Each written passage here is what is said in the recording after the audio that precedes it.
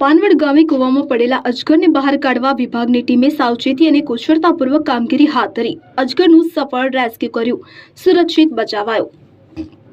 વિગતે વાત કરીએ તો છોટાઉદેપુર જિલ્લાના પાનવડ ગામની સીમમાં આવેલ એક કૂવામાં અજગર પડ્યો હોવાની જાણ થતાં વન વિભાગ છોટાઉદેપુરનો સ્ટાફ તાત્કાલિક ઘટના સ્થળે આવ્યો હતો। વન વિભાગની ટીમે સાવચેતી અને કુશળતાપૂર્વક કામગીરી હાથ ધરી અજગરનું સફળ રેસ્ક્યુ કર્યું। લાંબા સમયથી કૂવામાં ફસાયેલા અજગરને સલામત રીતે બહાર કાઢવામાં આવ્યો હતો। રેસ્ક્યુ બાદ અજગરને પ્રાથમિક નિરીક્ષણ કરી કોઈ ઈજા ન હોવાનું નિશ્ચિત કર્યા પછી તેને સુરક્ષિત રીતે નજીકના જંગલ વિસ્તારમાં છોડવામાં આવ્યો હતો।